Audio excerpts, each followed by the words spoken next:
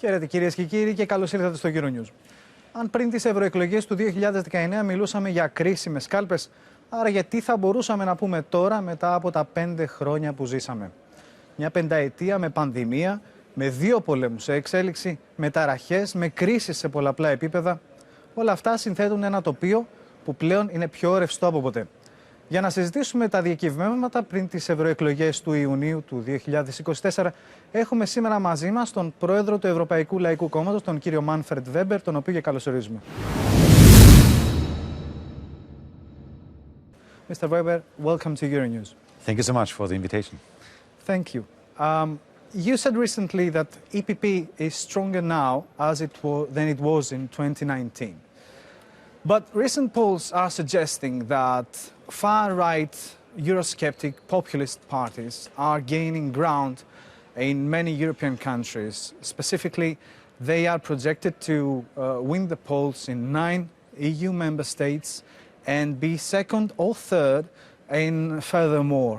So, stronger now than in 2019. Isn't it something that the Eurosceptic bloc could also say?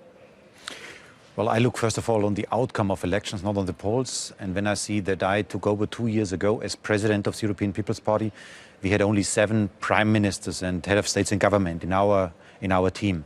Today we have 12, so from 7 to 12. And we have a good chance to also get the prime minister in Bulgaria and also win the elections in Portugal. That would mean in June this year, after the European elections, we would have 14 out of 27 prime ministers in our team. That is a strong team. So that is what we feel, that the people support us, that we're winning elections, as Kyriakos Mitsotakis did, for example, in Greece. So that's why this is motivating for us. But you're right, there is a threat, there is a problem, there is a challenge for us. And I think all over Europe, people must be aware that in these European elections is first of all about the question whether we stick to the idea of working together. Because AfD in Germany, PiS in Poland, Le Pen in France, FPÖ in Austria, the populists, the extremists are really trying to divide Europe again and splitting up Europe on a national base. That is bringing us back to the old history of the world. And that's why our approach is we are the party of Europe, Neodemokratia, EPP, we are the party of Europe. We believe in cooperation. Only together we are strong in a modern world. And that's why we defend this against the extremists. Starting from this point you just mentioned, there is social dismay in our European societies. So you may not look at the polls, you look at the election result, but there is a trend going on right now. And there is a trend towards dismay towards European policies. So are you concerned, if any, that after the election will you be able to form the alliances you want to form, to continue on the path you already have set? Well, if I may say so, as a Democrat, lies in the hand of the European peoples, of the people of Europe. They have to decide about majorities. They have to decide about the mandate for the next 5 years. What I'm doing as leader of the biggest party of Europe is to argue in favor of what we believe in, a strong Europe, cooperating, being friends, defending national interests, no doubt about this, but coming together on the table and find European solutions. That is what I'm working for. And yes, there is another thing. We have to convince people with programmatic profile, with content. And for me, there are 2 priorities. One is to keep peace at least inside of Europe, having the war in Gaza Strip in mind, having the war in Ukraine in mind.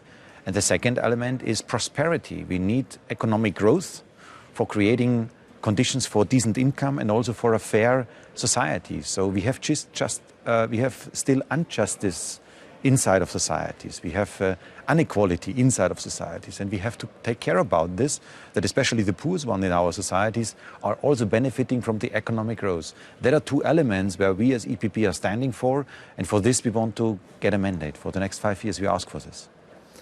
Okay. On February 16th, we heard of the death of Alexei Navalny while he was imprisoned, and the cause of death has not yet been determined. During this plenary, his widow will address the MEPs. I want a comment from you regarding the death of Vladimir Putin's #1 critic. Well, Alexei Navalny was and is the face of another Russia, of a Russia who believes in democracy and freedom. There are people who dream the same dream as people 30 years ago were dreaming in Hungary, in Poland and so on, and fought for this. And then we had the reunification of Europe afterwards. A great moment. And in Russia, there are also those people who believe in this. And Navalny, the Navalny case and the death of Navalny also give us now a clear proof about the nature of the Putin system. Nobody can have any doubts about the culture, about the death culture of Putin, that he don't care about people. He's sending thousands and 10,000s of Russian soldiers into a war. They are killed there because of occupying land. So imperial thinking of the past is presented by Putin. And that's why my message is we have to do whatever we can do to support our Ukrainian friends in this moment of war.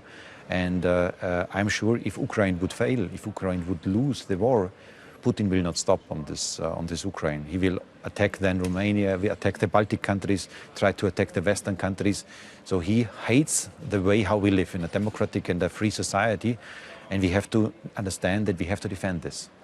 Ursula von der Leyen said that she will not cooperate with Putin's friends in the European Parliament. You are a seasoned MEP. Who are Putin's friends in the hemicycle? Well, that's quite obvious. We have even proofs on financing that Moscow money is delivered to some of the parties in Europe. For example, Le Pen in France received money. We have some investigation, public investigation ongoing in Spain against Puigdemont, that he also has connections with Russia.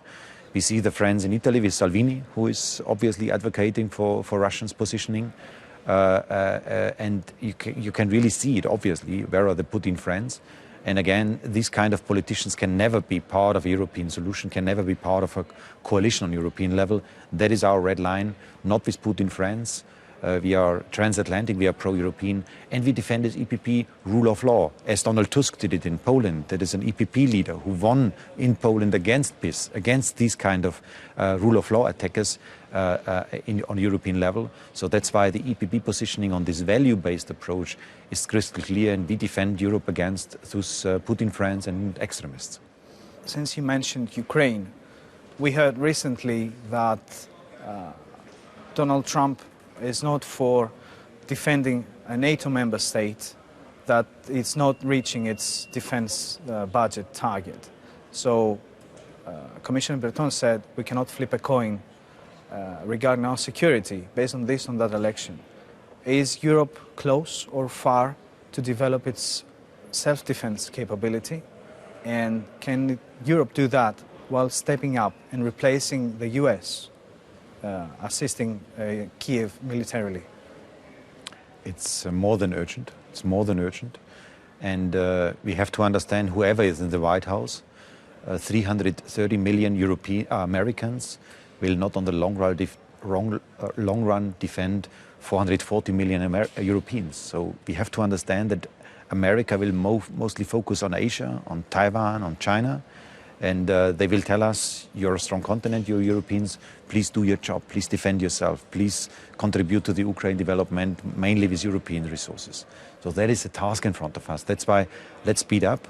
My party is concretely proposing now a European market for military goods, so to create a single market for weapons that would save billions of euros of taxpayers' money. We have 17 different kinds of tanks in Europe. The Americans have one tank, one type of tank in America.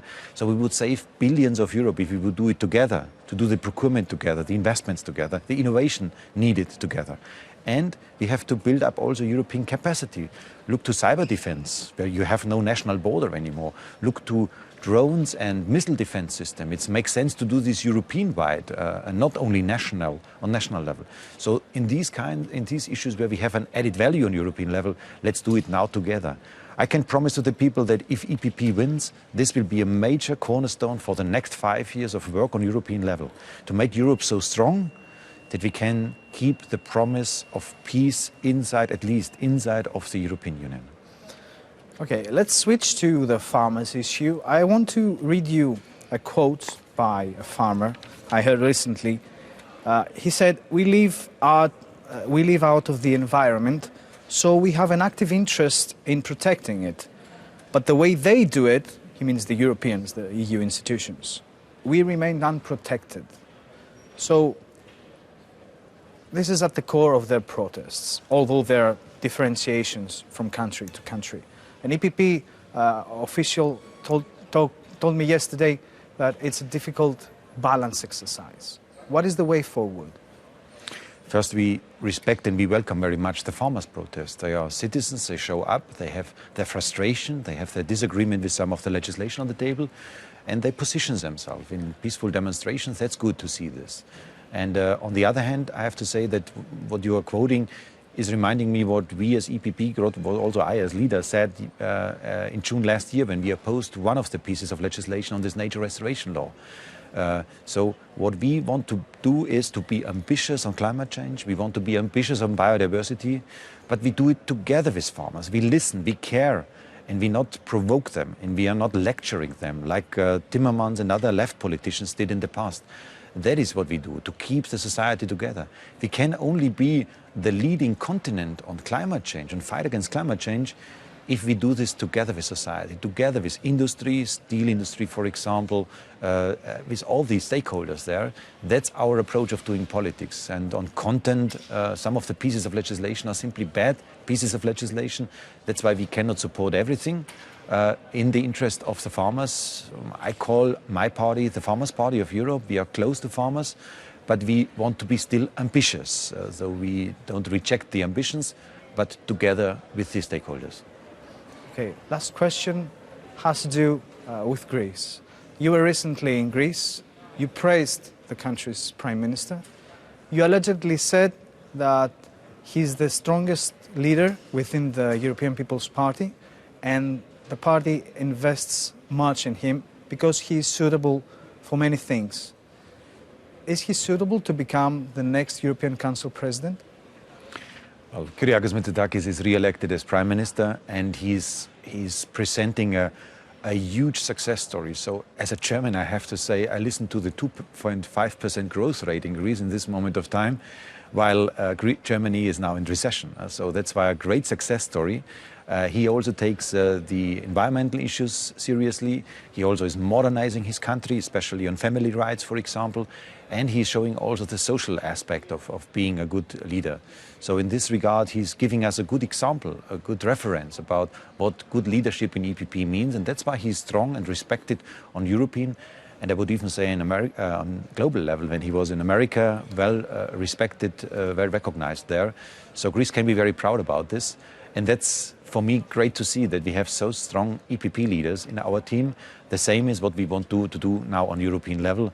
And please allow me, all the ideas about posts will be discussed afterwards. We have good, strong candidates.